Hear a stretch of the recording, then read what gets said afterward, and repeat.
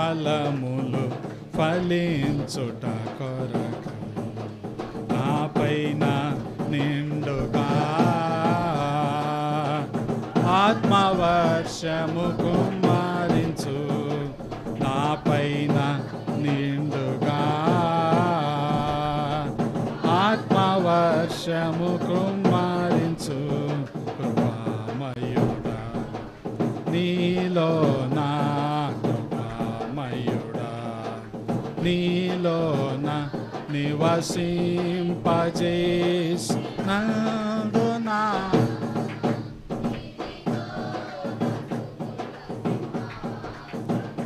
నీలో నివసింపజేసినందునా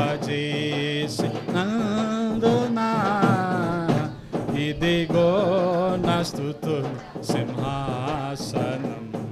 కృపామయుడా ఏ యోగ్యత లేని నాకు జీవ కిరీటమిచ్చుటకు, ఏ యోగ్యత లేని నాకు జీవ కిరీటం. నీ కృప నన్ను వీడక శాశ్వత కృపగా మారెను. నీ కృప నన్ను వీడక శాశ్వత కృపగా మారెను. కృపామయుడా నీలో నా కృపామయుడా నీలో నా నివసింపజేసినందునా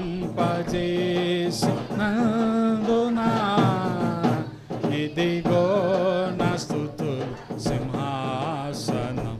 నీలో నివసింపజేసినందు ఇదిగో నా స్తుతుల సింహాసనం. కృపామయుడా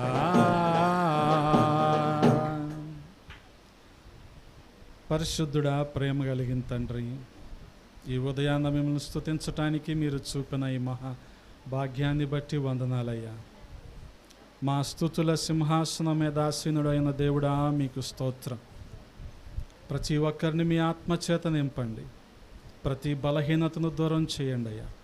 మీ శక్తి చేత నింపి వాడుకొనమని మీకే మహిమలు ఆరోపిస్తూ మా స్తుతి ఆరాధన అంతటినీ మీకు సమర్పిస్తున్నాము తండ్రి. ఆమేన్.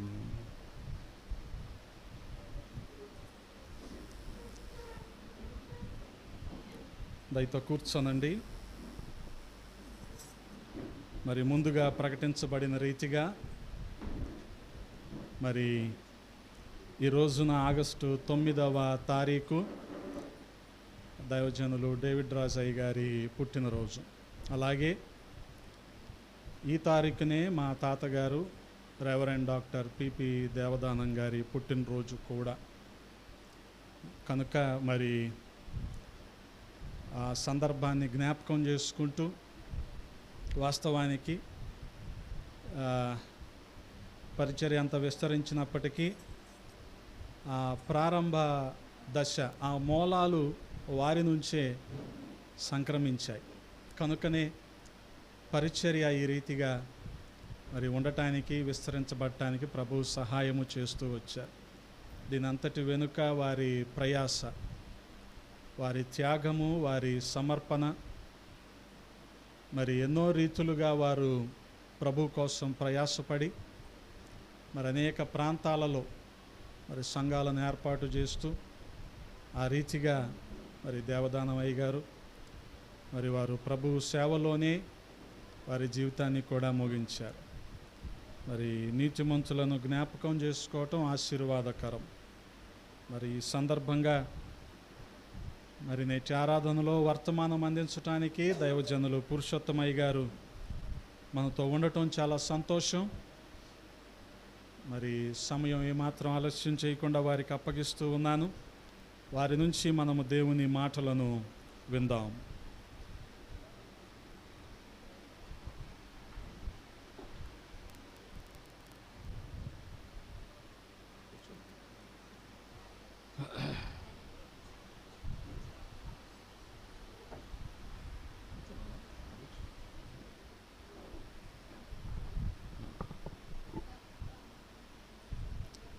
ప్రభు నామమున చేరి వచ్చిన విశ్వాసులందరికీ వందనాలు తెలియపరుస్తూ ఉన్నాను. నన్ను మీ మధ్యకు ఆహ్వానించిన మీ దైవజనుని బట్టి కూడా మీకు వందనాలు. మరి ఈరోజు ఇద్దరు దైవజనుల యొక్క జన్మదినాన్ని పురస్కరించుకొని వారు చేసిన పరిచర్యను జ్ఞాపకం చేసుకొనడం ఎంతో ధన్యత. ఒకరేమో నాకు మామ, ఒకరేమో బామ్మర్ది. బామ్మర్దిని గురించి ఏమన్నా కొంచెం అటు ఇటుగా చెప్పొచ్చేమో, కానీ మామగారిని గురించి ఎవరు చెప్పరు. ఎందుకని? అప్పుడు ఇస్తానన్నా ఇవ్వలేదు అంటారా లేదా? చెప్పండి. ఏమి ఇచ్చారండి, మాట మాత్రం అన్నారు, అసలు ఏమి అంటారు. కానీ ఆయన గొప్ప దైవజనుడు.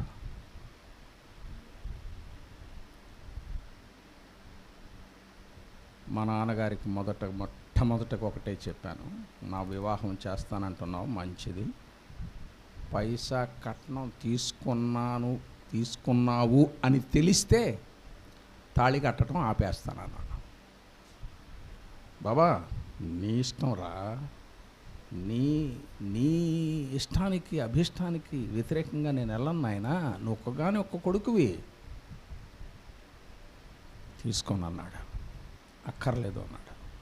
అక్కర్లేదయ్యా, దేవుడు నన్ను ఆశీర్వదించాడు, నేను ఒక పోలీస్ ఆఫీసర్, నిన్ను ఆశీర్వదించాడు, నువ్వు ఒక పోలీస్ ఆఫీసర్, ఇంకేం కావాలరా, ఒక్కగాని ఒక్కడు, నాకేం ఆడపిల్లలా అన్నాడు. మంచిది నాయన. అట్లాగే ఆ తర్వాత వివాహం అయిపోయిన తర్వాత మామూలుగా కట్నం తీసుకుని వాళ్ళు కొంచెం కటింగ్ ఇస్తారుగా, నేను నిన్ను ఊరినే చేసుకున్నాను తెలుసా అన్నాను. మీ నాన్న 5,000 తీసుకున్నాడంటయ్యా అందరి. 5,000 తీసుకున్నాడా? సరే సరే సరే సరే. ముసలాయన్ని వచ్చి అడిగా, ఏమయ్యా నువ్వు, నేను ఇట్టా చెప్తే నువ్వు ఇట్టా చేసావు, ఏందయ్యా అంటే, నాయనా నన్ను తప్పుగా అర్థం చేసుకోవద్దు, మీ మామగారి వద్దు వద్దు అంటే నా జేబులో పెట్టాడు. సత్యమా? సత్యమే నాయన, కావాలంటే ఆయన అడుగుపోయి అన్నాడు. ఇంకా ఆయన ఏం అడుగుతాం? సరే మంచిది, మరి ఇప్పుడు ఇస్తే తీసుకుంటాడు ఆయన? మామగారు తీసుకుంటాడండి నేను ఇస్తే? అప్పుడు చూసా, 73లో సంగతి ఇది, ఇప్పుడు కాదండి, 73 సెప్టెంబర్ 6 పెళ్ళైన తేదీ నాది. చూశాను వాళ్ళ ఇంట్లో ఏదో ఒకటి లోపించింది. వెళ్ళి బజార్ వెళ్ళి, ఆ రోజుల్లో ఎంతండి ఫ్రిడ్జ్, 5,000 ఫ్రిడ్జ్ తీసుకొచ్చి వాళ్ళ ఇంట్లో పెట్టా. ఆయన ఆఫీస్ నుంచి వచ్చారు, మామగారు ఏంటమ్మా ఫ్రిడ్జ్ వచ్చింది ఏంటి మన ఇంటికి అన్నాడు. మీ అల్లుడు తెచ్చండిలే అన్నాడు. అల్లుడు తెచ్చిండా? అల్లుడు మామగారికి ఇవ్వడం ఏంటి? మామగారు కదా అల్లుడికి ఇవ్వాలా, నేను తీసుకెళ్ళి తెనాల్లో పెట్టాలి కదా అంటే, అది కాదులే, వాళ్ళ నాన్నగారికి నువ్వు 5,000 ఇచ్చావు కదా, అందుకోసం అది తిరిగి ఇచ్చేశాడు. ఆహా, ఏం గొప్ప మనస్సు ఉన్నవాడమ్మా అల్లుడు అన్నాడు. కాబట్టి ప్రియ దేవుని బిడ్డలారా, యవనస్తులకి నేను చెప్పేది ఏంటంటే, ఆశించదు. 10వ ఆజ్ఞ చెప్పండి. 10 కమాండ్మెంట్లు ఉన్నాయి, దానిలో 10వ కమాండ్మెంట్ ఏంటి చెప్పగలరా? 10 ఆజ్ఞల్లో నీ పొరుగు అనేది ఏది ఆశించవద్దు, అది ఆశించకూడదు.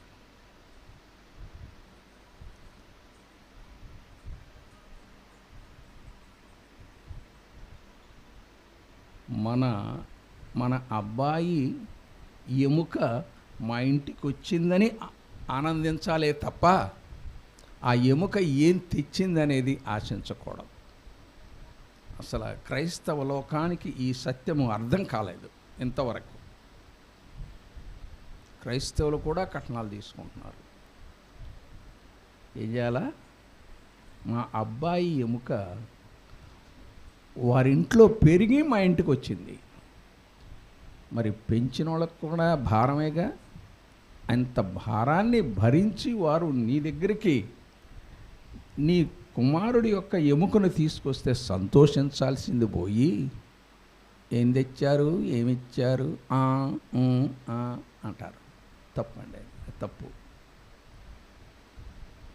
ఆ తర్వాత మాకు పెళ్లి చూపులే లేవు. మా నాన్న అన్నాడు, అయ్యా పిల్ల ఉందరా రెడీగా, నువ్వు వచ్చే నాయన సెలవు పెట్టి అన్నాడు. నాకు ఆదివారం తప్ప ఇంకా సెలవు ఉండదు అంటే ఆదివారం రారా అన్నాడు. వచ్చినాక ముందే చెప్పాడు, రైల్వే ఆఫీసర్ గారు దేవదానం గారని కస్తూరాపేటలో ఉంటారు, ఆంటీని చూసే ఉంటావరా నువ్వు, సుశీలమ్మ గారని చర్చిలో చేసేది బాగా. సుశీలమ్మ గారు అయితే తెలుసు, 1 yearగా చూశాను నేను గాస్పుల్ హాల్లో టైపిస్ట్గా పనిచేసేవాడిని. 1 సంవత్సరం ఫెయిల్ అయినందుకు దేవుడు నాకు ఇచ్చింది ఏంటంటే, అరే నువ్వు వెళ్ళి, మా నాన్న అన్నాడు, అరే నువ్వు వెళ్ళి అయ్యగారి దగ్గర ఏదైనా పని చేయరా, ఆయన ఏం చెప్తే అది చేయరా అన్నాడు.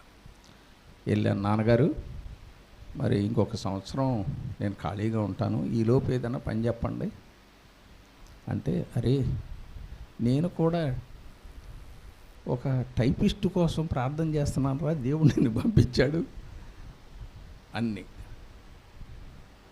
చేసి ఆయన వాక్యం రాయడం, నేను తీసుకెళ్ళి ప్రింటింగ్ ప్రెస్లో వేయటం, అక్కడ నుంచి తీసుకురావడం, మళ్ళీ ఆయన చూడడం, ఆ తర్వాత పుస్తకం తయారవడం, ఈ అడ్రస్లన్నీ కొట్టేసి నేను పోస్టులు వేయటం, ఇది నా పని. అట్లా 1 year పనిచేశాను ఆయన దగ్గర.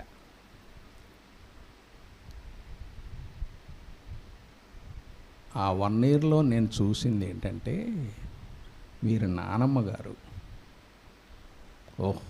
అట్టెట్లా కాదండి, అంత పెద్ద చర్చిలో పెద్ద పెద్ద దబరాలు ఎలాగా కడిగేదో అసలు నాకు అర్థం కాదు. నేను ఒక రోజున ఉండబట్టలేక అయ్యగారి చిన్న కొడుకుని అడిగాను, ఇమ్మానుయేల్ అన్నాని, అన్న ఈమెకి ఎంత ఇస్తున్నారు జీతం, అసలు నాకు అర్థం కాలేదు, ఇంత పని చేస్తుంది ఈమె, చర్చి ఉడుస్తుంది, ఇదంతా చేస్తుంది, ఎంత ఇస్తుంది? రేయ్ ఆమె రైల్వే ఆఫీసర్ గారి భార్యరా, ఆమె దేవుని కోసం సమర్పణ చేసుకొని పనిచేస్తుందిరా, మనం ఏం జీతం ఇచ్చేది కాదురా అన్నాడు. అమ్మా అప్పుడు నేను BA డిగ్రీ చదవడానికి నెక్స్ట్ వెళ్ళిపోతాను నేను. అప్పుడొక్క తలంపు, ఇంత దేవుని పరిచర్య చేసే ఆమెకు కూతురు కానీ ఉంటే నేను చేసుకోవాల్సిందే అనుకున్నా. దేవుడు ఆమెనన్నాడు, ఆమెను అనేసాడు అంతే. సుశీల ఆంటీ గారు అయితే నాకు తెలుసు, వాళ్ళ పెద్ద అమ్మాయిరా, ఓకే నేను ఎన్నడూ చూడలే ఆమెని, మీరు ఓకే అంటున్నారుగా చేసేయండి అన్న. మా నాయన బహు తెలివిగలవాడు, పోలీసు అయినా చాలా తెలివిగలవాడు. మేము చెప్పామని నువ్వు అంగీకరిస్తున్నావు, కానీ ఆ పిల్లకు ఉంటుంది కదా, పోలీసు అయినా SI గారు ఎంత ఎత్తుంటాడో ఎంత లావు ఉంటాడని ఆమె చూడాలని ఉంటుంది కదా, కాబట్టి రారా బాబు అన్నాడు. ఎక్కడ చూపించారండి? ఇప్పుడు మేము ఇక్కడ దాకా నడుచుకొచ్చాం, ఆ కార్నర్ తిరిగి అక్కడ చర్చిలో ఆ చివరన ఉన్నది ఆమె నాకు తెలీదు. అరే అయ్యగారు వాళ్ళ పాప పక్కన ఉన్న ఆమె రానా, సరేనవయ్యా మీరు చూశారు కదా ఇదాన్ని అంతే, వారం రోజుల్లో చేసేసారు. అంటే అయ్యే పెళ్లి చూపులు. ఆమెకేమో మా అన్న అడుగో అలా అమ్మ నాన్న పక్కన ఉన్నాడే ఆయనే మా అన్న అని ఆమెకు చెప్పిందంట. నా చెల్లి అయ్యగారి బిడ్డ. పెళ్లి చూపులు లేవు, మాటలు లేవు, ఏమీ లేవు. మరి ఎప్పుడండి మీరు మాట్లాడుకున్నది? ఒక ప్రశ్న ఉత్పన్నమై ఉండాలి మీ మైండ్లో. ఫోటోలు కూడా లేవండి, అంతా హడావుడి.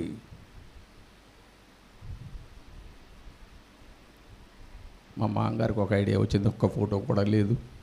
అయ్యా కొంచెం ఆ రోజుల్లో ఒక ఫోటో స్టూడియో ఉండేది, అయ్యా ఒక్క ఫోటో తీసుకురండి వెళ్ళండి మీరు అని అన్నాడు. కారులో వెళ్తున్నాం. నేను ఎన్నడూ ఎవరితో మాట్లాడేవాడిని కాదు, ఆడపిల్లలతో. ఆమె మాట్లాడద్దని నేను మాట్లాడిస్తానేను అని ఆమె. అట్లా చూస్తూ ఉన్నాం, పక్కపక్కనే కూర్చున్నాం కానీ మాట్లాడట్లా. ఆమె ధైర్యం చేసి, ఎన్నాళ్ళు సెలవు పెట్టి వచ్చారండి అంతే. ఆహా, వారం రోజులండి అన్నాను. అండియే వారం రోజుల పెళ్ళికి వారం రోజుల? నెల రోజులు ఇవ్వరమ్మా, ఇవ్వరండి, నెల రోజులు ఇవ్వరు. ఇప్పుడున్న పరిస్థితి ఏంటి? నెల రోజులు ఇవ్వరు. అందుకని వారం రోజులు. అది మా మొదటి మాటలు. అర్థమైందండి? కానీ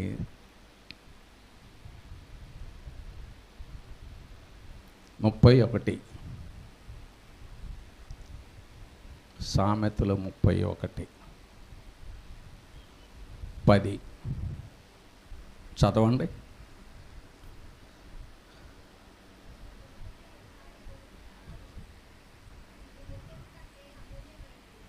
కొంచెం గట్టిగా ఎవరైనా.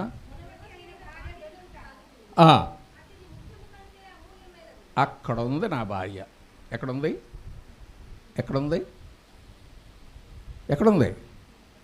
ఎక్కడుందో చెప్పాలి మీరు. ఇప్పుడు నేను చెప్పను. ముత్యము కంటే కాదు, ఇంకా ఉంది. అమూల్యమైనది కూడా కాదు. ఆ వచనంలోనే ఉంది ఆమె. ముత్యము కాదు, అమూల్యమైంది కాదు, ఇంకోటి ఉంది. కరెక్ట్, దేవునికి స్తోత్రం.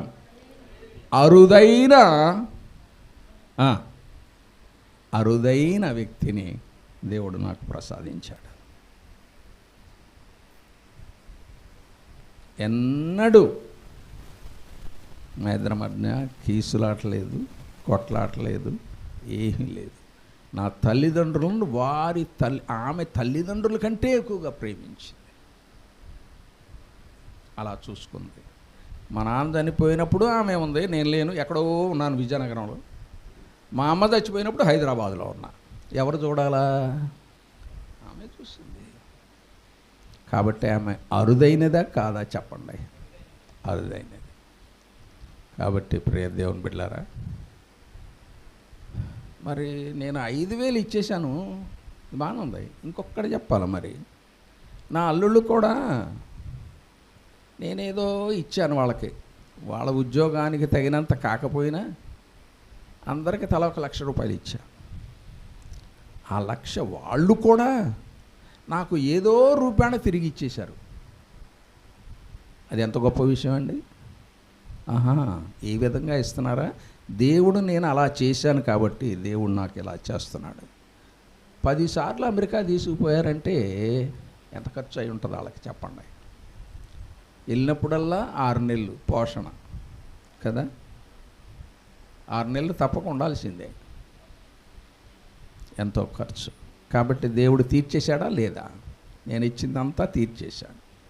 కాబట్టి ప్రియ దేవుని బిడ్డలారా, దేవుడు ఎవరికి అచ్చి ఉండడు. ఎవరికైనా అచ్చి ఉన్నాడని చెప్పండి, నేను చెప్తా. ఎవరికి అచ్చి ఉండడు. కాబట్టి ఆయన మా మామగారు పుట్టిన స్థలానికి నా బిడ్డలు, మా తాతగారు ఎక్కడ పుట్టాడు అక్కడికి వెళ్ళి చూడాలా అన్నారు. పదండి, తీసుకెళ్ళా. మై గుడ్నెస్, సింగరాయపల్లి అనే గ్రామం.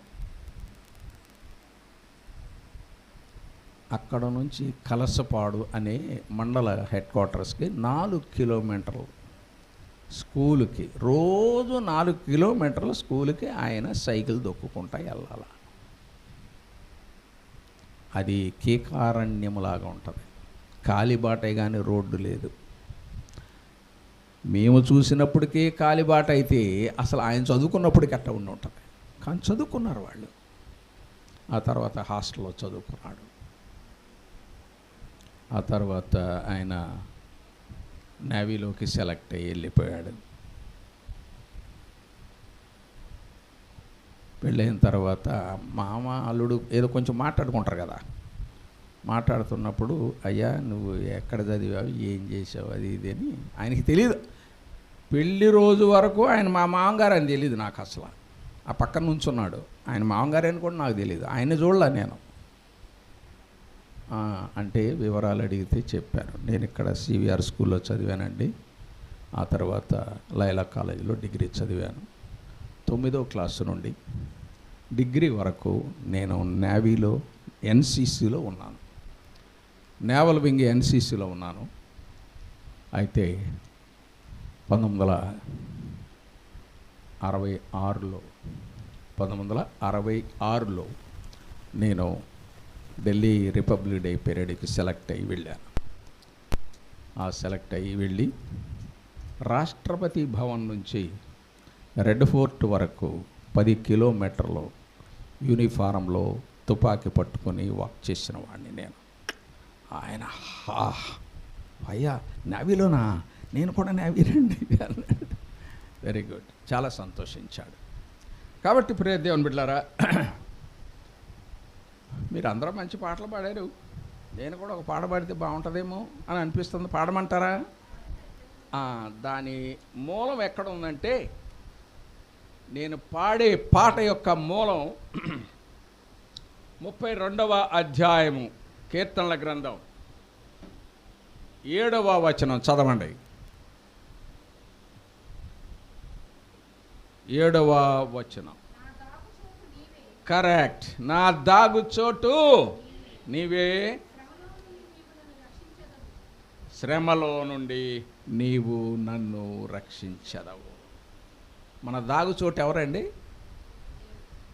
పిల్లలకి దాగుచోటు ఎవరు?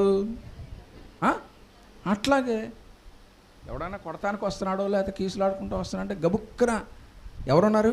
అమ్మ నాన్న ఎవరుంటే ఆడ వెనక్కి వెళ్ళిపోతారు. వెనక్కి వెళ్ళిపోతే వాళ్ళ అమ్మంటది, ఎవడరా మా అబ్బాయిని కొట్టేదానికి, ఎవడొస్తున్నాడు? మన పరమ తండ్రి మనల్ని దాస్తాడు. ఎవరిని దాచాడో ఇది మన ఇవాళ వాక్యం. ఎవరిని దాచాడు, దానికి ముందుగా ఒక పాట, అది కూడా దీనికి సంబంధించిందే. ఏమ్మా? ఓకే.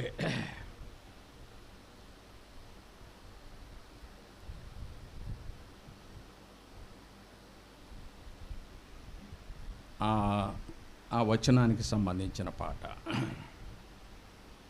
నా దాగుచోటు నీవే, నా శ్రేయ దుర్గమా, నా దాగుచోటు నీవే, నా శ్రేయ దుర్గమా, నా కేడెము కోట నీవే, నా కేడెము కోట నీవే, నా రక్షణ దుర్గమా, నా దాగుచోటు నీవే, నా శ్రేయ దుర్గమా. నీవే ప్రభుడవు, నీవే నా కాపరి, నీవే ప్రభుడవు, నీవే నా కాపరి, కను పాపవలే నన్ను కాపాడుము, కను పాపవలె నన్ను కాపాడుము, నీ నీడలో నన్ను దాయుము, నీ నీడలో నన్ను దాయుము, నా దాగు చోటు నీవే, నాశ్రయ దుర్గమా, నీవే దయాళుడవు, దాక్షణ్యమూర్తివి, దీర్ఘశాంతుడా కృపామయ, దీర్ఘశాంతుడా కృపామయ, నిత్యము నిన్ను స్తుతించెదను, నిత్యము నిన్ను స్తుతించెదను, నా దాగు చోటు నీవే, నాశ్రయ దుర్గమా, నా కేడెము కోట నీవే, నా రక్షణ దుర్గమా, నా దాగు చోటు నీవే. Thank you. ప్రియ దేవుని బిడ్డారా, ఆదికాండము 5వ అధ్యాయం.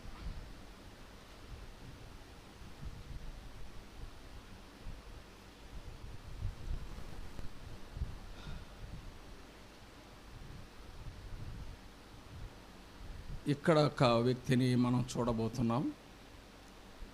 ఆయనేమో నేవీ ఆఫీసర్ ఏం కాదు, నేవీ ఆఫీసర్ ఏం కాదు, మా మామగారు లాగా.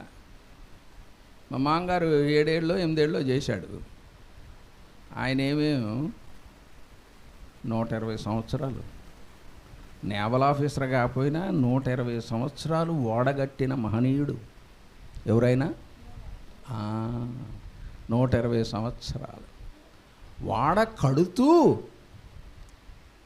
కడుతూ స్వార్థ సేవ చేశాడు. అది దేవునికి స్తోత్రం. Very good. అమ్మా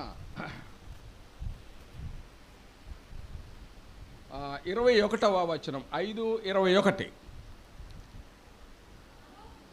హానోకు 65 ఏండ్లు బ్రతికి మెతూషలను కనెను. హానోకు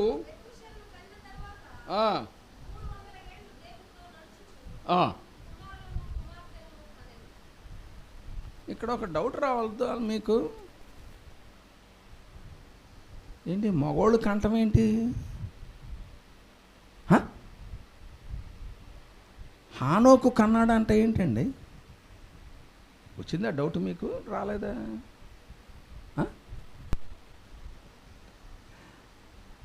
దేవుని యొక్క చిత్తము ఆ వంశావళిని అలాగా పురుషులకు ఆపాదించి తీసుకొని వచ్చాడు.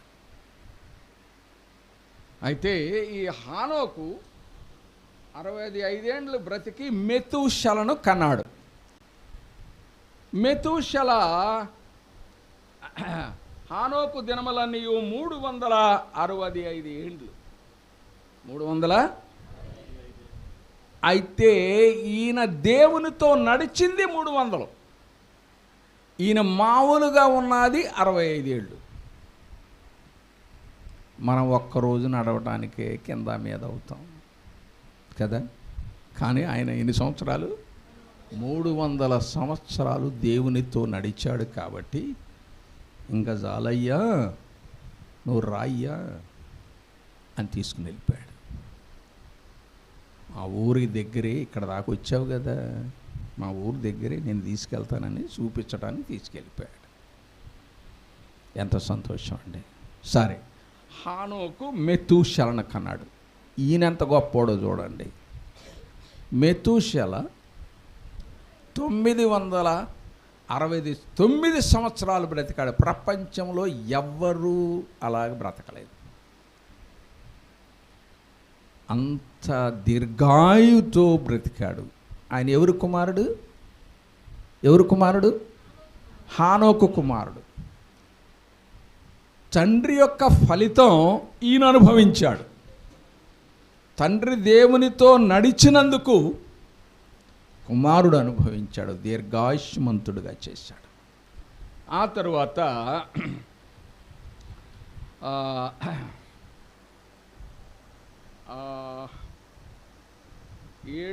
మెతూషెల లెమెక్కును కనిన తరువాత 26వ వచనము, తర్వాత 782 బ్రతికి కుమార్తెలను కనెను. మెతూషెల దినములన్నీ 969 సంవత్సరాలు, అప్పుడు అతడు మృతి పొందెను. అంటే మెతూషెల కుమారుడు ఎవరు? లెమెకు. ఓకే, లెమెకు కింద చూడండి. లెమెకు 180 ఏండ్లు బ్రతికి ఒక కుమారుని కనెను. ఇది అర్థం చేసుకో, ప్రతి వచనం. ఎవరిని కన్నాడు ఈయన? ఒక్క కుమారుడు. ఎన్నాళ్ళు బ్రతికి? 182 ఏండ్లు బ్రతికి ఒక్క కుమారుడేనంట. పాపం, నాకు మెల్లే ఒకడే కొడుకు. అయితే బాగానే ఉన్నాయి ఈయనకి. ఆ తరువాత ఒక కుమారుని కని, ఇతడు మనకు నెమ్మది కలుగజేయురనుకొని అతనికి నోవహు అని పేరు పెట్టాను. నోహ అంటే ఎవరంట? కింద ఉంది, నెమ్మది. నెమ్మది అంటే హానోకు ఈయనకి ఏమవుతాడు చెప్పండి ఇప్పుడు? నోహు గారికి ఏమవుతాడు? ముత్తాత. ఏమవుతాడు? ముత్తాత. అంటే తరాలుగా వారు ప్రభువును నమ్ముకున్నవారు.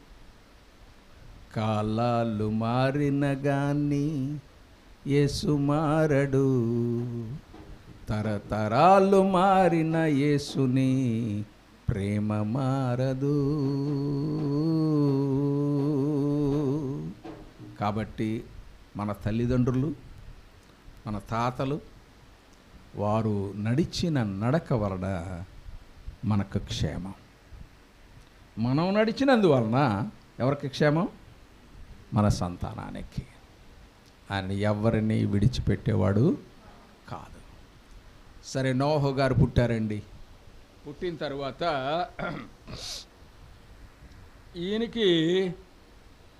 ఈయన తల్లిదండ్రులకు ఒక్కడే. ఎవరు? నోహు గారు ఒక్కడే. కానీ దేవుడు ఎంతమందిని ఇచ్చాడు ఈయనకి? 32. షేము, హాము, యాపెత్ ముగ్గురు కొడుకుల్ని ఇచ్చాడు. నువ్వు నీ తల్లిదండ్రులకు ఒక్కడవేనయ్యా, నీకు ముగ్గురిని ఇస్తున్నాను అన్నాడు. మంచిది. అయిపోయిన తర్వాత 6వ అధ్యాయంలోకి రండి. అయితే నోవహు యెహోవా దృష్టి యందు కృప పొందినవాడు. వీళ్ళ మొత్తాతేమో దేవునితో నడిచినవాడు. ఈ మనవడు గ్రేట్ గ్రాండ్ సన్ ఏమో దేవుని యొక్క కృప పొందినవాడు. దేవుని యొక్క కృప పొందటం అంత సులువా? ఎంత కష్టం అండి. తన పని తాను చేసుకుంటూ ఉండాలా, దేవునికి నమ్మకస్తుడుగా ఉండాలా. అయితే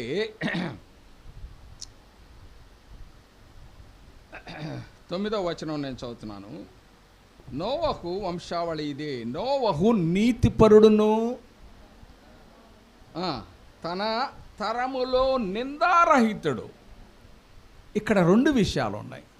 నీతి వేరు, నిందారహితం వేరు. నీతి అంటే దేవుని దృష్టిలో నీతి, ప్రజల దృష్టిలో నిందారహితుడు. ఆయనలో ఏ లోపము కనుగొనలేకపోయారు. నిందారహితుడు అంటే అది. ఏ లోపం కనుక్కోలేకపోయారు. ఆ రోజున పస్కా బలి పశువుని ఇవ్వడానికి, ఏ వంకర టెంకరే పశువుని ఇవ్వడానికి వీల్లేదు. అది ఎట్లా ఉండాలట? నిందారహితంగా ఉండాలి, ఏ మచ్చ డాగు లేకుండా. అలాంటి జీవితాన్ని జీవించిన నోవహు దేవునికేమో నీతిపరుడుగా జీవించాడు, లోకానికేమో నిందారహితుడు. అసలు ఆయన వైపు చూడలేమురా, ఆయన్నేమీ మాట్లాడలేము, ఆయనలో ఏ తప్పు కనుగొనలేకపోయారు. ఇంకొక వ్యక్తిని బైబిల్లో చూపించండి నాకు ఒక్కసారి. మీరందరూ మంచి బైబిల్ స్టూడెంట్స్ లాగా ఉన్నారు. ఇంకొక ఆయన ఉన్నాడు, ఒక్క తప్పు కూడా కనుగొనలేని ఆయన. అమ్మా యోసేపు, ఇంకా యోబు, యేసుప్రభు వారు, ఆయనకు మించింది లేదు ఎవరు. దానియేలు, ఈయనలో ఏ లోపమో మనం కనుగోలేమురా. ఆయనలో లోపం ఏంటంటే రాజాజ్ఞని తిరస్కరించి ప్రేయర్ చేస్తూ ఉంటాడు, అది ఒక్కటే లోపం. చూసారా, ప్రార్థన చేయడమే లోపం అంట. కాబట్టి ఏ లోపము లేనివాడు. ఆ తర్వాత ఈయన కూడా ముత్తాతలాగానే ఆ కింద వాక్యం ఉంది. ఏంటి చెప్పండి? ఆ కింద నోవహు దేవునితో ముత్తాత నడిచాడు, ముత్త మనవడు నడిచాడు. అది వీరి తాతగారి తండ్రి ముత్తాత ఐజయ గారు అని, ఆయన ఐజయ అన్నమాట, ఇంగ్లీష్లో యెషయా గారు. ఆయన సిఎస్ఐలో టీచర్ గారు, దేవుని యందు భయభక్తులు కలిగిన వాడు. కడప జిల్లాలో టీచర్లను ఏమంటారంటే ఐవార్లు అంటారు. ఏమంటారు? ఐవార్లు. కాబట్టి వీళ్ళ తాతగారు ఎవరంట? వీళ్ళ తాతగారి తండ్రి ముత్తాత ఐవారు. అంటే ఆ రోజుల్లో వాళ్ళు ఆ విధంగా పిలువబడినవారు. ఆయనే పాస్టరు, ఆయనే టీచరు. మీకు అర్థమైందా? ఆయనే స్కూల్ టీచరు, ఆయనే పాస్టర్ కూడా. మేము అక్కడికి వెళ్ళినప్పుడు 200 సంవత్సరాల క్రిందట కట్టబడిన చర్చి అక్కడ ఆ విలేజ్లో చూసాం. అక్కడ అన్ని సమాధుల మీద పెద్దీటి.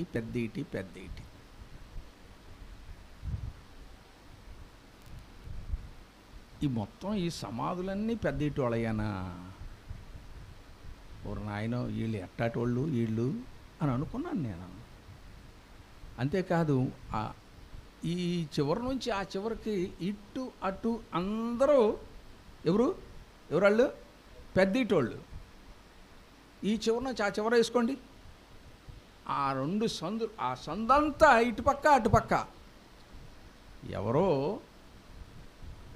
ఎవరా బాబు మీరు అన్నారు. మేము వెళ్తే మేము అయ్యో మా దానమయ్య అల్లుడా నువ్వు? దేవదానం అంటారు, దానమయ్య. ఆయన పేరేంటి? దానమయ్య. వాళ్ళు పిలిచేది దానమయ్య గారి పెద్దల్లుడా నువ్వు? ఆహా, ఇక ఏం చేశారండి కాళ్ళు, ఎంత సన్మానం చేశారు. అయ్యా ఈ రాత్రికి ఉండండి అన్నారు. కాదండి మేము వెళ్ళిపోవాలి. అసలు మా బిడ్డలైతే డాడీ ఎంత మంచి పని చేశావు, మా తాతగారి ఇదంతా చూపించావు, మాకు చాలా సంతోషం. కాబట్టి ప్రియ దేవుని బిడ్డలారా, ఆ గ్రామం చూపించటానికి అక్కడ ఆ చర్చిలో పనిచేసే ఆయన, మీరు ఎక్కడి నుంచి వచ్చారండి అన్నాడు. మేము విజయవాడ నుంచి వచ్చాం బాబు. ఎవరు కావాలి మీకు? పెద్దీటి దేవదానం గారని ఆయన పూర్వీకులు ఎవరన్నా ఉన్నారా ఇక్కడంటే ఆయన 12 సైకిల్ వేసుకొచ్చాడండి. ప్రేమ దేవుని బిడ్డలారా, ఎందుకంటే వారందరూ దేవునితో నడిచిన వారు. కష్టమైన, నష్టమైన, ఇరుకైన, శోధనైన, బాధ అయినా ఏదైనా కానీ వారు దేవునితో నడిచిన వారు. వీరి ముత్తాతగారి దగ్గర నుంచి. అందుకు ఈరోజు పాఠం ఇది తీసుకున్నది. సరే, అయితే ఈ మనవడ గారు ఏం చేశాడో, ముని మనవడ గారు ఏం చేశాడో చూడండి. ఆ తర్వాత ఆయన 8వ వచనంలో 7వ వచనంలో దయచేసి కాదండి, చెడిపోయి ఉండేను కాబట్టి ఆయన అన్నీ ఇచ్చాడు, ప్రభువారు అన్నీ ఇచ్చాడు, సమస్తము బలాత్కారంతో నిండి ఉన్నది కనుక వారి అంతము వచ్చి ఉన్నది. 13వ వచనం అక్కడి నుంచి నీ కోసం, నీ కుటుంబం కోసం ఒక వాడ చేసుకో అన్నాడు. వాడ చేసుకో అన్నాక దానికి డైమెన్షన్స్ అంతా ఇచ్చేశాడు. ఇట్టుండాలా, ఈ కర్ర వాడాలా, అర్థమైందా? యాపకర్ర వాడి తలుపులు వంకర్రలు తిరగటం కాదు, అంతేనా? ఏ కర్ర వాడాలో చెప్పాడు, ఏమిటి చెయ్యాలో చెప్పాడు. అన్న తర్వాత ఆ తర్వాత సరే మీరందరూ, నువ్వు 18వ వచనం, అయితే నీతో నా నిబంధన స్థిరపరచుదును, నీవును నీతో కూడా నీ కుమారులను నీ భార్యయు నీ కోడండ్రను ఆ ఓడలో ప్రవేశింపవలెను. ఏం ఫ్యామిలీ అండి ఇది! 120 సంవత్సరాలు కలిసి ఉన్న ఫ్యామిలీ. ఇవాళ పెళ్ళైతే రేపు కొడుకులు వేరే కొంపడి పెట్టేస్తారా? వాళ్ళకుండదు, కొడుకులకు ఉండదు కొంపడ పెట్టాలని. ఎవరికి కొత్తగా వచ్చింది ఆమెకు ఉంటుంది. పదవయ్యా పద, ఏడెందుకు, ఇరుకులో ఎందుకు, పద మనం విశాలంగా వెళ్ళిపోదాం, వేరే కుటుంబం కదా. కానీ వారు కలిసి, కుమారులు కలిసే ఉన్నారు, వారి భార్యలు కలిసే ఉన్నారు, వారందరూ కలిసి నోహుకు సహాయం చేసిన వారు. దేవునికి స్తోత్రం చెప్పండి. ఆయన మాటకి ఎదురు చెప్పలేదు, అంతే. ఆయన మాటకు ఎదురు చెప్పలేదు, కొడుకులు చెప్పలేదు, కోడళ్ళు చెప్పలేదు, భార్య చెప్పలేదు.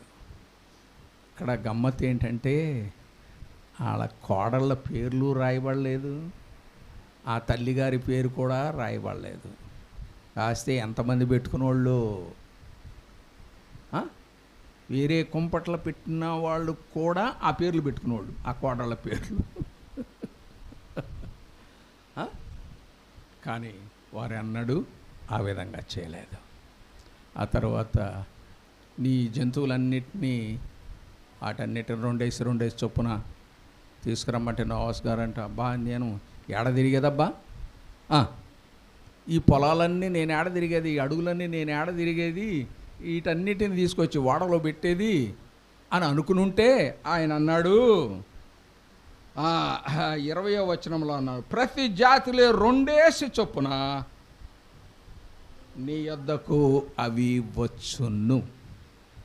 ఏమన్నాడు? నువ్వేం కంగారు పడకు నోహు గారు, నీ దగ్గరికి నేను పంపిస్తా. ఎందుకంటే అవి నా మాట అంటాయి, నా స్వరూపములో నేను చేసుకున్న వాళ్ళు నా మాట వినరు, కానీ అవి నా మాట అంటాయి, అవి కరెక్ట్గా వస్తాయి, నీ దగ్గరికి వస్తాయి. అమ్మయ్యా అనుకున్నాడు ఈయన, మంచి పని అయింది అని చెప్పి చాలా సంతోషించాడు. వాటికి ఆశ్రయం ఇచ్చాడు. ఈయన చేయాల్సింది ఏంటంటే వాటికి కావలసిన భోజన సౌకర్యాలు అన్నీ, ఎన్నాళ్ళు ఉంటాడో తెలీదు, అన్నీ ఏర్పాటు చేసుకున్నాడు. ఆ తర్వాత ఒక 21వ వచనంలో 22వ వచనంలో ఒక మాట, నోవహు అట్లు చేసెను. దేవుడు ఎలా చెప్తే అలా చేసినవాడు. దేవుడు తనకు ఆజ్ఞాపించిన ప్రకారము యావత్తు చేసెను. దానిలో ఇక బేరాసారాలు ఏమీ లేవు నోహు గారి దగ్గర. అయ్యా కొంచెం ఇది చేయలేకపోయాను, అది చేయలేకపోయాను, యావత్తు చేసెను.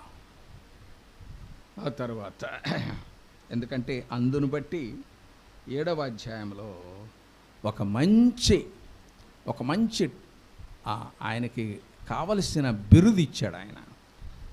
ఈ తరము వారిలో నీవే నా ఎదుట నీతిమంతుడు అయ్యుండుట చూసి తిని గనుక నీవును నీ ఇంటి వారును వాడలో ప్రవేశించుడి. ఈ తరములోనే నీ వంటి వారు లేరు, నీ బిడ్డల వంటి వారు లేరు, నీ కోడళ్ళ వంటి వారు లేరు, నీ భార్య వంటి వారు లేరు. ఎంత మంచి స్టేట్మెంట్ అండి. దేవుడే ఇచ్చిన స్టేట్మెంట్ అది, దేవుడే ఇచ్చిన స్టేట్మెంట్. కాబట్టి మీరు ఆ వాడలో ప్రవేశించండి.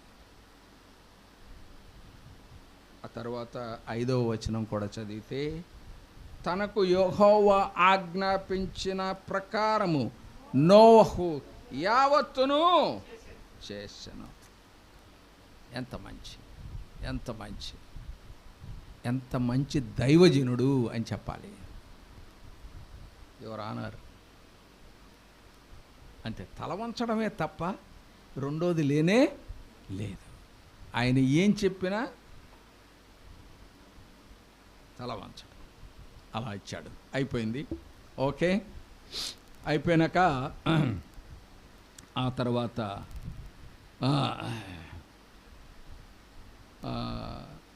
అప్పుడంతా గోలగోలకుండా ఉంటుంది కదా. వీళ్ళందరూ 4 రోజులు లేరా ఈ వర్షం, ఆ రేడియోలో విన్నాం మేము, టీవీలో విన్నాం మేము, 4 రోజులు వస్తుందంట అనుకున్నారు. ఎవరు ఆనందించేవాళ్ళు. కాదు, 10 రోజులైంది, కాదు, మునిగిపోతున్న ఇళ్ళన్నీ, బాబాయ్, పెదనాయన, బావా, అక్క అనుకుంటా వెళ్ళి తలుపు కొట్టారు. ఏం చేస్తాం మరి? అప్పుడు ఏం చేశారట? దేవుడు అతనిని మూసివేసెను. ఏం చేశాడట? మూసివేసినని ఒక మాట ఉంటుంది. ఓకే, ఓడలో అతనిని ఆయన మూయగా తెరవగలిగిన వాడు ఉన్నాడా? లేడు. ఆయన తెరువుగా మూయగలిగిన వాడు ఉన్నాడా? లేడు. అరే బాబు, నేను తెరవాలని ఉందరా, మీరంతా నా బంధువులరా, మీరు తెరవాలని ఉంది, కానీ తలుపేసింది ఎవరు? దేవుడు. దేవుడు మాట విన్నారా? నేను 120 సంవత్సరాలు మొత్తుకుంటే విన్నారా మీరు? ఇప్పుడు నేనేం చేయలేను, నా చేత గాలిక నశించిపోండి. ప్రియ దేవుని బిడ్డలారా, వాక్యము మన దగ్గర ఉన్నంత వరకు ఆయన మాటను వినాల. ఆయన మాట వినుట శ్రేష్టం. బలులు అర్పించుట కంటే, సమూయేలు అన్నాడు ఒక్క మంచి మాట సౌలుతో, బలులు అర్పించుట కంటే మాట వినుట శ్రేష్టం. అది మీరు విన్నారా? వినలేదు కదా. సావండి అన్నాడా? అని ఉంటాడు కదా. అనలా పాపం, ఆయన దుఃఖపడి ఉంటాడు. వీళ్ళందరూ నాశనం అయిపోతున్నారని దుఃఖపడి ఉంటాడు. ఆ తర్వాత అప్పుడు యెహోవా ఓడలో అతన్ని మూసివేశాను. ఎంత మంచి మాట అండి. మనకొక నిరీక్షణ ఉందండి, మనకొక నిరీక్షణ. మనము దాచబడతాం, మన దాగుచోటు ఆయనే, మనం దాచబడతాం. కాబట్టి ఆయన దాచాడు. ఆ తర్వాత చూడండి,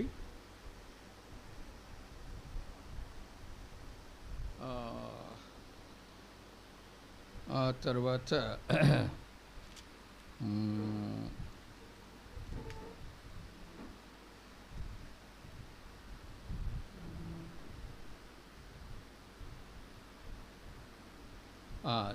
పదిహేనవ వచనంలో, సమస్త శరీరులలో 2 ఓడలో ఉన్న నోహు వద్ద ప్రవేశించినవన్నీ దేవుడు అతని ఆజ్ఞాపించిన ప్రకారము సమస్త శరీరులలో మగదియు ఆడదియు ప్రవేశించెను.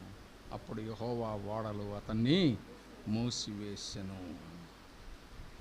ఆ తరువాత జాగ్రత్త పరిచిన తరువాత ఆయన ఏం చేశాడు, నీళ్లు 10 అది ఎక్కడ ఓడలోనున్న తగ్గిపోయాను, అది ఓడ అరారాతు కొండ మీద పర్వతములన్నీ ఆ ప్రచండ భూమి మీద ప్రబలినందున భూమి మీద పర్వతములు పశువులు అన్నీ చనిపోయాను. ప్రచండముగా చనిపోయిన తరువాత ఇది ఎక్కడ నిలబడిందో చూడండి.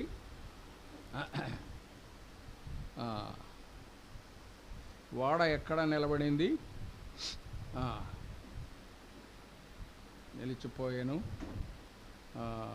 తగ్గుతూ వచ్చాను. 10వ నెల మొదటి దినమున సెకండ్ తర్వాత కాకిని నల్లపారును విడిచాను. అంతటా వాటలో దాన్ని పట్టుకొని నోహుకు విడిచాను. ఆ తరువాత కప్పు చూసినప్పుడు ఆరి ఉండెను. ఓహో నీవు వారేను నీవు. ఇక్కడ చూడండి,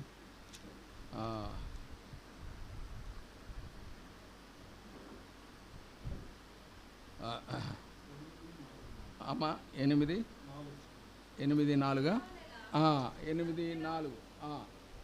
7వ నెల 17వ దినమున ఓడ అరారాతు కొండ మీద. ఇక్కడొక్క ప్రశ్న మీకు, మీరు ఇప్పుడు నేవల్ ఆఫీసర్లు అయిపోవాలా? మీరు షిప్పులు ఎక్కడ నిలబడతాయండి? చెప్పండి సమాధానం. షిప్పులు ఎక్కడ నిలబడతాయి? మీరు విశాఖపట్నం వెళ్ళి చూసినా ఎక్కడ చూసినా ఓడలు ఎక్కడ నిలబడతాయి? సముద్రములో, ఓడ రేవులో నిలబడతాయి. మరి ఈ షిప్ ఏడ నిలబడింది? కొండ ఏమన్నా హార్బరా? ఏమండి, కొండ హార్బరా? కాదు. కొండ హార్బర్ కాకపోయినా దాన్ని హార్బర్ చేశాడు దేవుడు.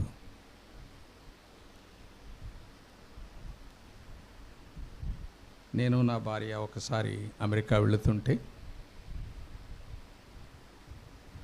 మనకు ముందు టీవీ ఉంటుంది. ఆ టీవీలో మనం ఇప్పుడు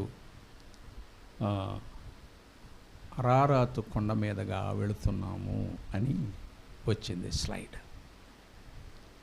అరారాతు కొండ మీదగా వెళుతున్నాము, దానికి పైగా వెళుతున్నాము అని అంటే మేము ఇరువురు తల వంచి నమస్కారం చేశాం.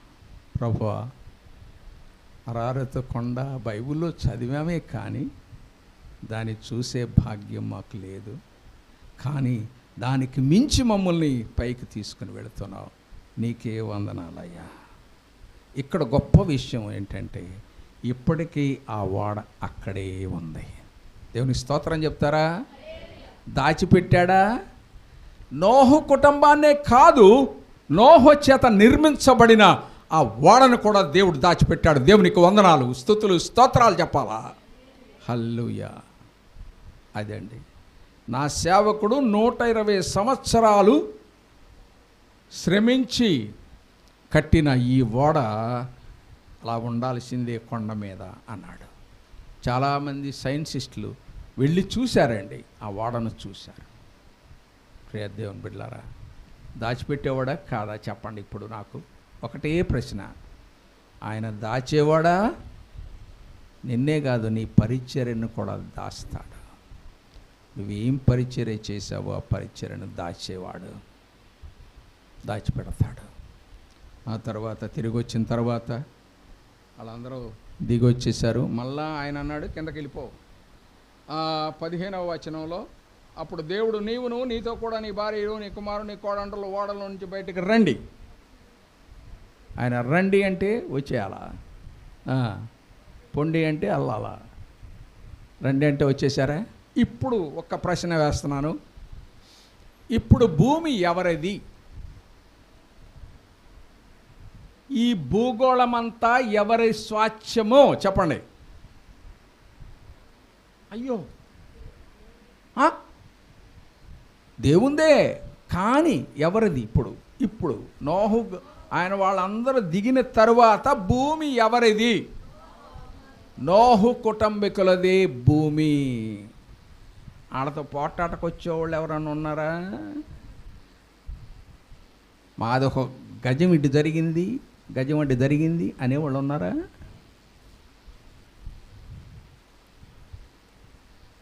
అంటే నమ్మకస్తునికి ఎంతటి మేలుని ఇచ్చాడో చూసారా? భూమిని నీకు స్వాచ్ఛంగా ఇస్తున్నాను నోవహు, ఎందుకంటే 120 సంవత్సరాలు శ్రమపడ్డావు. 120 సంవత్సరాలు శ్రమపడ్డావు, 120 సంవత్సరాలు ఓడకట్టావు. నీ బిడ్డలు, నీ కోడళ్ళు, నీ భార్య, వీరందరూ సహాయం చేశారు. కాబట్టి ఈ భూమి మీది, ఈ భూమిని నిండించి ఫలభరితం చెయ్యండి. ఎంత గొప్ప దేవుడండి, ఎంత గొప్ప దేవుడు. మన పరిచర్య ఆ విధంగా ఆయన చెప్పిన యావత్తు చేస్తే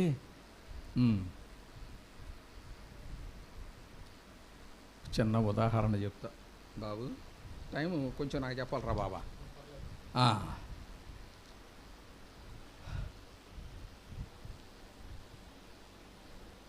ఎంత సంతోషించుంటారు. ఆ బిడ్డలు పుట్టారు, బిడ్డల బిడ్డల బిడ్డల బిడ్డల బిడ్డల భూమిని నిండించారు. వాళ్ళంతే,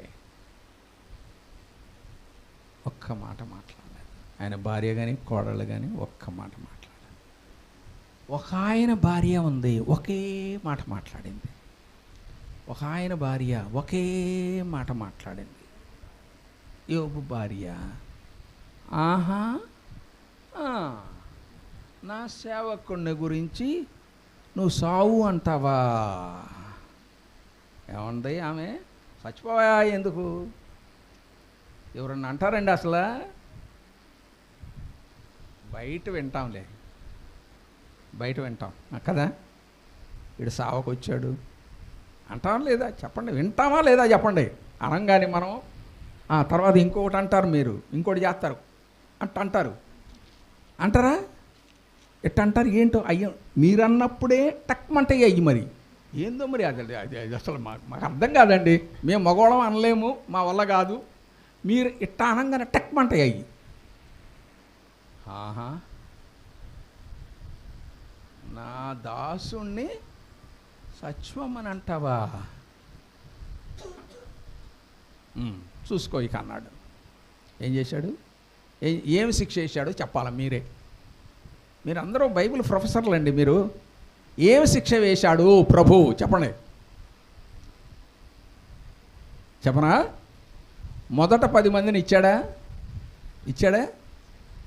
ఆ తర్వాత మళ్ళా 10 మందిని గను అన్నాడు. సరిపోయిందా లేదా?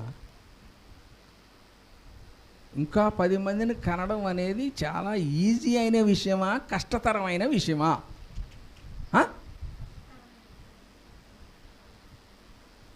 ఇప్పుడు అంతకుముందు 1 or none అన్నారు. చైనాలో 1 or none అన్నారు. ఒకళ్ళు కానీ లేకపోతే లేకుండా. ప్రభు అన్నాడు, నువ్వు ఇంకా నా సేవకుడిని అన్నదానికి ఇంకో 10 మందిని గను అన్నాడు. కాబట్టి ఆయన న్యాయవంతుడండి. ఆయన న్యాయవంతుడు. వీళ్ళకేమో భూమిని ఇచ్చాడు, కానీ పాపం అక్కడ కూడా న్యాయవంతుడే ఆయన. యోబు గారి భార్య విషయంలో కూడా న్యాయవంతుడే.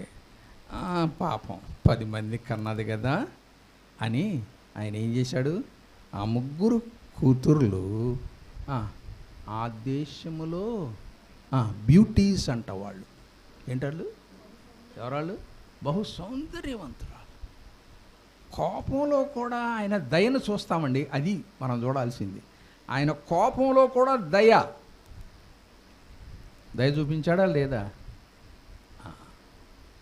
కాబట్టి ప్రియ దేవుని బిడ్డలారా, మరి నోవహు ఎంత గొప్ప వాడు. నోవహు లేని ఎడల, అంతగా ఆయన జీవించని ఎడల అబ్రహాము లేడు, అబ్రహాము లేకపోతే యూదా జనాంగము లేదు, యూదా జనాంగము లేని ఎడల యేసుక్రీస్తు ప్రభువారు లేడు.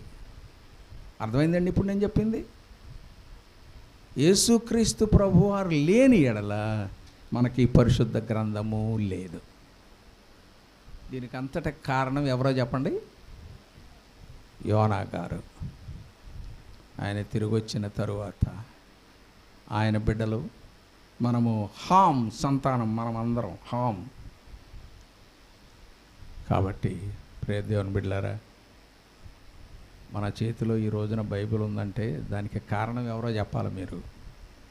మనకు రక్షకుడు పుట్టారంటే కారణం ఎవరో చెప్పాలా? అది. కాబట్టి ఆయన మేలు చేసే దేవుడు, దాచే దేవుడు. ఆయన దాచిపెడతాడు. మనం దాస్తాం కదండి. మనం దాయమా? దాస్తామా లేదా చెప్పండి? దాస్తాం కదా. ఆడపిల్ల పుట్టంగానే దాచేస్తాం. అంతకుముందు దాకా బిర్యానీలు తినే మనం ఆకుకూరల్లోకి వెళ్ళిపోతాం. ఎందుకని చెప్పండి? పిల్లకి దాయాలి.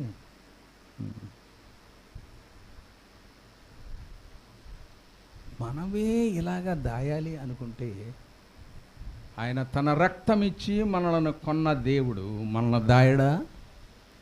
తప్పక దాస్తాడు. నీవు ఆశ్రయించిన ఎడల నీకు మేలు, ఆయనతో సహవాసము చేసిన ఎడల నీకు మేలు. నోహు సహవాసం చేశాడు. ఒక్కరోజు కాదు, 2 రోజులు కాదు, 120 సంవత్సరములు సహవాసం చేశాడు. 1 ఇయర్ ఓడలో ఉన్నాడు. 1 ఇయర్ అండి. 5 రోజులు తక్కువ 1 ఇయర్ ఓడలో ఉన్నాడు. దాచాడా లేదా? జ్ఞాపకం చేసుకున్నాడా లేదా? దాచినవాడు జ్ఞాపకం చేసుకున్నాడా లేదా? చేసుకున్నాడు. ఆశీర్వదించాడు. కాబట్టి ప్రియ దేవుని బిడ్డలారా, మనం కూడా నోహు వలె, మరి దైవజనులు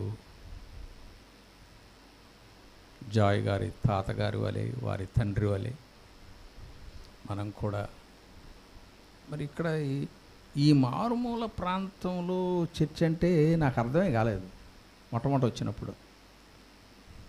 ఎవరు కట్టించింది ఇది? వారి నాన్నగారు దావీదు మహారాజు గారు.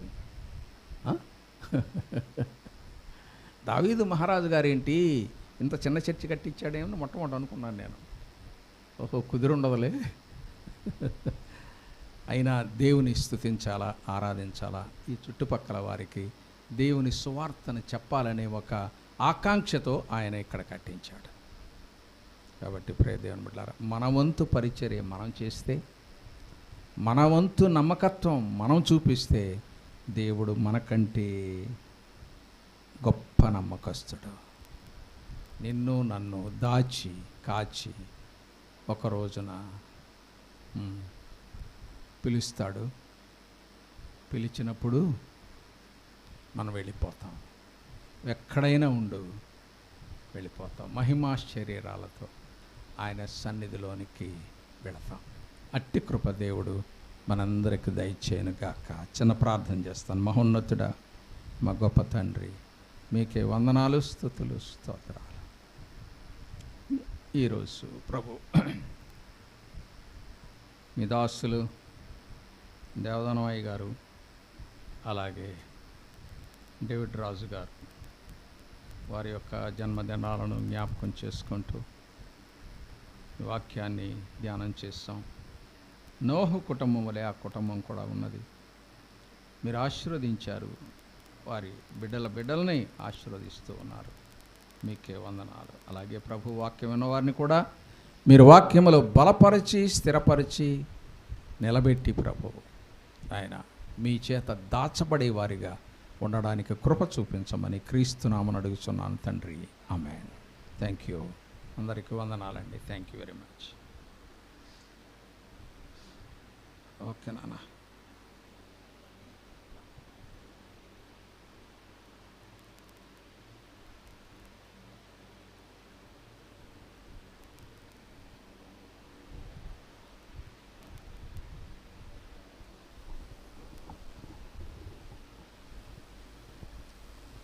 మరి ఇంతవరకు వర్తమానాన్ని అందించిన మరి దైవజనులు పురుషోత్తమయ్య గారికి నా ప్రత్యేకమైన వందనాలు తెలియజేస్తూ ఉన్నాను.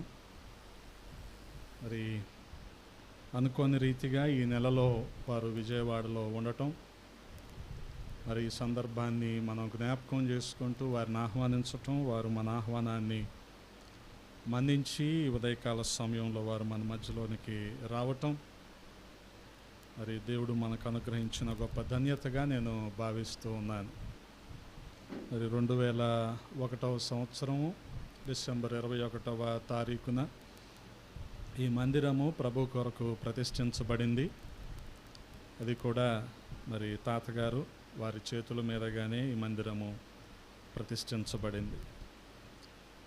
మరి ఆ సందర్భాన్ని కూడా మనం ప్రతి సంవత్సరము డిసెంబర్ 21వ తారీఖున మనం జ్ఞాపకం చేసుకుంటాము. ప్రత్యేక కృతజ్ఞత కూడికను కూడా మనం ఏర్పాటు చేసుకుంటూ వస్తున్నాం. మా నాన్నగారు ఉన్న రోజుల్లో ఆయన తరచూ చెప్తూ ఉండేవారు, కానీ ఆ కలసపాడు, సింగరాయిపల్లి, రాజుపాలెం వీటి గురించి కానీ ఎప్పుడు వెళ్ళటానికి అవకాశం కుదరలేదు. కానీ మొన్న నల్లమల అడవులు ఆ పరిచర్యను, చెంచుల మధ్య సువార్త పరిచర్యను ముగించుకొని మరి ప్రొద్దుటూరు, గండికోట వెళ్ళే క్రమంలో మధ్యలో ఈ ప్రాంతాలు దర్శించడానికి ప్రభువు సహాయం చేశారు. మరి ఎలాగైతే దైవజనులు పురుషోత్తమయ్య గారికి ఆ అనుభవాలు ఎదురైనాయో మాకు కూడా అలాగే ఎదురైనాయి. ఒక రోడ్డు అంతా కూడా పెద్దిటి వాళ్ళే ఉంటారు. నేను ముఖ్యంగా ఫోటోలు కూడా తీసుకొని వచ్చా. మరి ప్రస్తుతం మొన్న మే నెలలో పరిస్థితి ఏంటంటే ఆ కలసపాడులో 200 సంవత్సరాల మందిరం అయితే ఇప్పుడు డిస్మాంటిల్ చేసి ఇంకా పెద్ద మందిరాన్ని అక్కడ కడుతున్నారు సిఎస్ఐ వాళ్ళు. అలాగే మరి ఆ గిద్దలూరులో నాయనమ్మ గారు చదువుకున్న ఆ స్కూలు, వారు ఉన్న హాస్టల్ అవన్నీ చూడటానికి ప్రభు సహాయం చేశారు. ఆ రీతిగా మరి ఆ మారుమూల ప్రాంతాలు, వాస్తవానికి ఆ గిద్దలూరు, ప్రకాశం జిల్లా, మార్కాపురం ఇవన్నీ కూడా కరువు ప్రాంతాలే. అని ఆ ప్రాంతం నుంచి ప్రభు వారిని కృష్ణా జిల్లాకి నడిపించటం, వారు పట్టణంలో విజయవాడ నడిబొడ్డున సౌకర్యవంతమైన జీవితాన్ని విడిచిపెట్టి 72వ సంవత్సరంలో మరి అప్పటికి సింగినగర్ కొత్తగా ఏర్పడుతూ ఉంది. ఆ బురదలో వారంతా ప్రయాసపడి మరి అనేకుల్ని కూడా వారు ప్రభువులోనికి నడిపించారు. అనేకులు వేల సంఖ్యలో వారు ప్రభువులోనికి వారు నడిపించారు. కొంత ఆరోగ్యకరంగా తాతగారు ఉండేవాళ్ళు, కానీ నాయనమ్మ గారు అలా ఉండేవాళ్ళు కాదు. ఎందుకనంటే మరి మామయ్య చూసే సమయానికే ఆమె అన్నీ గాస్పల్ హాల్లో పరిచర్యలో పాలు పొందుతూ ఉన్నారు, కానీ అప్పటికే ఆమెకి ఊపిరితిత్తు ఒకటి తీశారు. ఆమె జీవితాంతం ఒక్క ఊపిరితిత్తుతోనే బతికింది. అలాగే పరిచర్య చేసింది. బలహీనతలో కూడా ఏ రోజు కూడా వ్యక్తిగత సువార్త ఆపటం నేనైతే చూడలే. నేను అంత చిన్నపిల్లలుగా ఉండేవాళ్ళం. ఆ సమయంలో కూడా ఆమె ఆ ప్రాంతాల్లో కొత్తగా ఏర్పడిన సింగినగరు, ఆ పాయికాపురం, నున్న, బోడపాడు ఈ ప్రాంతాల్లో మరి ఇక ఉదయాన్నే తాతగారికి కావాల్సిన ఏర్పాట్లు, భోజనం అంతా ఏర్పాటు చేసేసి ప్రతి ఇంటింటికి వెళ్ళి సువార్త ఆవిడ చెప్తూ ఉండేది. అనేకులు కూడా దారిద్ర్య రేఖకు దిగువనున్న కుటుంబాలు అనేకులు కూడా ఆ పాయకాపురం సింగనగర్లో ఉండేవాళ్ళు. వీళ్ళు కాస్త సంపన్నంగా బతికిన వాళ్ళు అయినప్పటికీ ఆ భేషజాలు ఏమీ లేకుండా వాళ్ళు పరిచర్య చేస్తూ వచ్చారు. చాలా మాదిరికరమైన పరిచర్యను వాళ్ళు జరిగించారు. మనకు డేవిడ్ రాజు గారు తెలుసు, కానీ వారి తల్లిదండ్రులు వాళ్ళ పరిచర్య గురించి పెద్దగా బహుశా మనకి తెలియకపోవచ్చు. ఒకవేళ ఒకరిద్దరికి ఏమైనా తెలిసి ఉండొచ్చు. ఆ సమయంలో అంటే సరిగ్గా ఒక 80-82 సంవత్సరాల క్రితం మాట విశ్వాస ఉద్యమం అనేది ప్రారంభించబడింది. ఫెయిత్ మూవ్మెంట్ అంటారు దాన్ని. అంటే మిషనరీలు రావటం ఆగిపోయాక ఇక స్థానికంగా ఇండిజినస్ చర్చెస్, దేశవాళీ సంఘాలు ఏర్పడుతున్న రోజులవి. 82-83 సంవత్సరాల క్రితం 3 ప్రాంతాలను ఎంచుకొని సేవకులు బలమైన పరిచర్య చేశారు. కాకినాడ ప్రాంతం నుంచి నంబూరి దానియేల్ అయ్య గారు, ఆయనే ఎన్ దానియేల్ అయ్య గారు, ఎల్ఈఎఫ్ వ్యవస్థాపకులు. అలాగే ఆకువీడు ప్రాంతాన్ని కేంద్రంగా చేసుకొని కోనాల యేసురత్నం అయ్య గారు, అదే BPF church, believers prayer fellowship. అలాగే ఈ విజయవాడ, ప్రాముఖ్యంగా పోరంకి, పెనమలూరుని ఆధారంగా చేసుకొని మరి బందెల రాజరత్నం అయ్య గారు, వీరు విస్తారమైన పరిచర్య చేశారు. ఆ తర్వాత క్రమంలో ఈ ఎంఎం వాళ్ళు వచ్చారు. ఆ తర్వాత క్రమంలో ఈ బ్రెదరన్ వాళ్ళు, అలాగే బ్రెదరన్ కంటే కాస్త ముందు బక్సింగ్ గారి హెబ్రోన్ ఫెలోషిప్ కానీ, వీళ్ళందరూ ఇండిజినస్ చర్చెస్, దేశవాళీ సంఘాలను వాళ్ళు ఏర్పాటు చేసి స్థానికంగా ఉన్న అనేకులని ప్రభువు వద్దకు నడిపించటంలో వాళ్ళు బలమైన పాత్రను పోషించారు. అటువంటి నమ్మకమైన, యథార్థమైన, త్యాగముతో, సమర్పణతో కూడిన పరిచర్యలు ఆ రోజున జరిగాయి. వాటి ఫలాలను ఈ రోజుకి మనం అనుభవిస్తూ వస్తున్నాం. ఏ బ్యాప్టిస్ట్, అలాగే ఈ లూథరన్, అలాగే ప్రెస్బిటేరియన్ చర్చెస్, వాటి హవా కొంత తగ్గిపోయి ఇండిజినస్ చర్చెస్ అన్నీ, అంటే ఇండిపెండెంట్ చర్చెస్, ఇవన్నీ పెరగటం, అనేకులు కూడా ప్రభువు వద్దకు రావటం, ఒక ఉద్యమం అనేది 82-83 సంవత్సరాల క్రితం మనం చూసాం.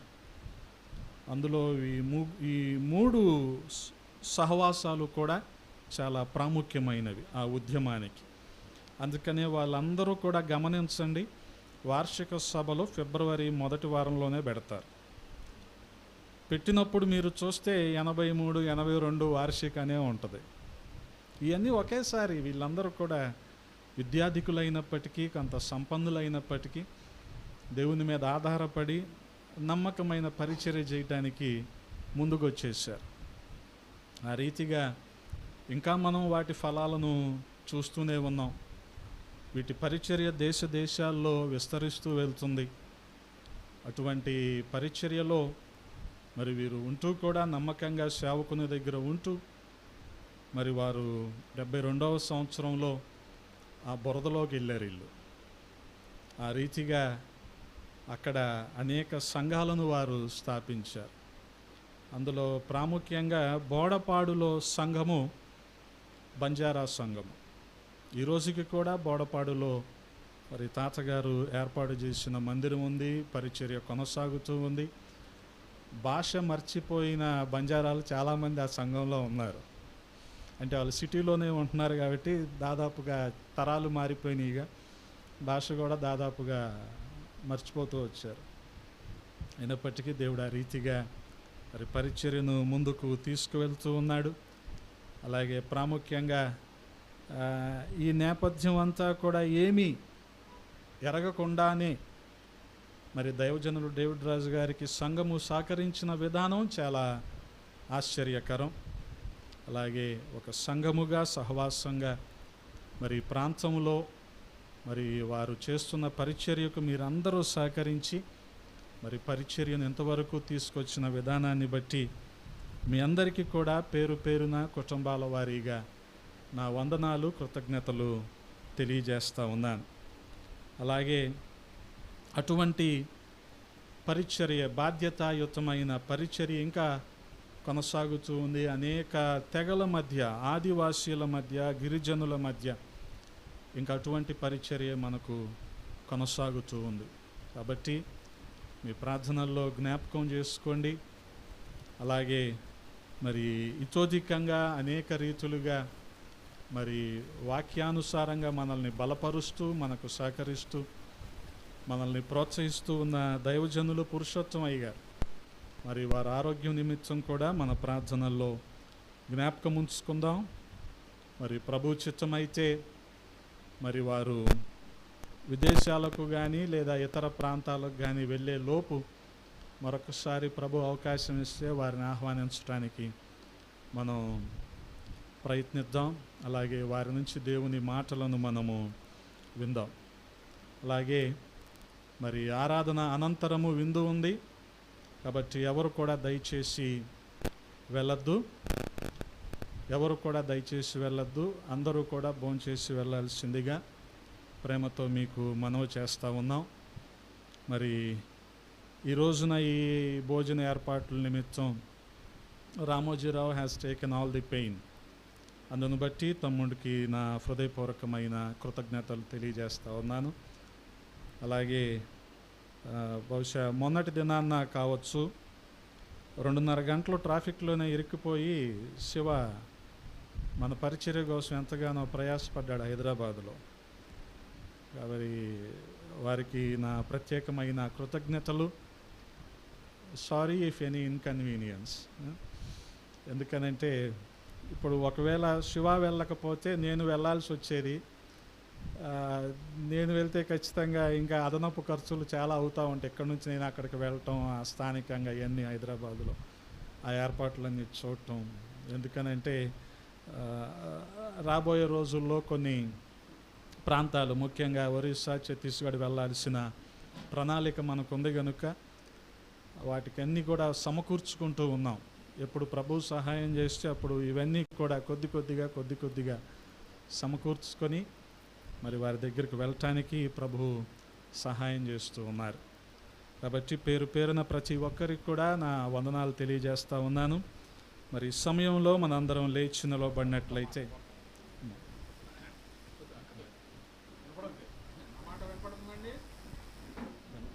నేను మా మామగారిని ఎంతగా ప్రేమించానో, మైక్ ఎంతగా గౌరవించానో అని చెప్పడానికి ఒకటే మాట.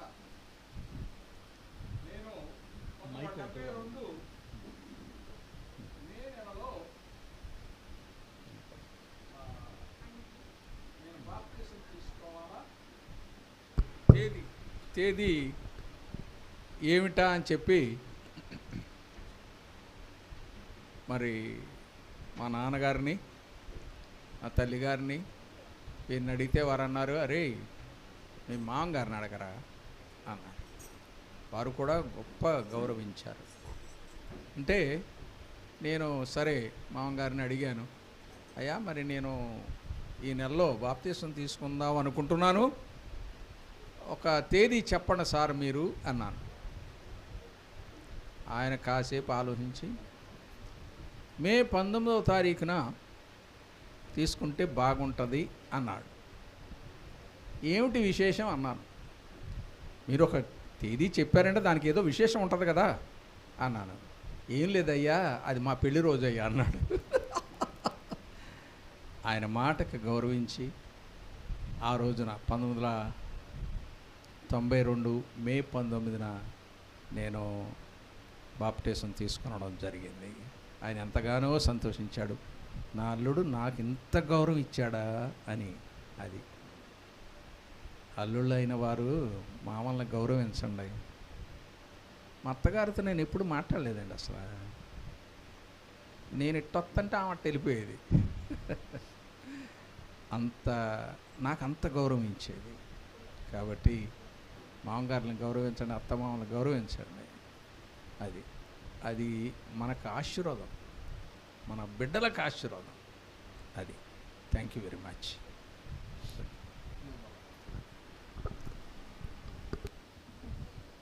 342వ నెంబరు పాట అందరం కలిసి పాడుకుందాం. 342వ నెంబరు పాట. ఈ పాట పాడుతూ ఉండగా మన హృదయపూర్వకమైన కానుకలు సమర్పిద్దాం. నీ ధనము నీ ఘనము ప్రభుయేసుదే, నీ దశమా భాగమునీయ వినీతువా. నీ ధనము నీ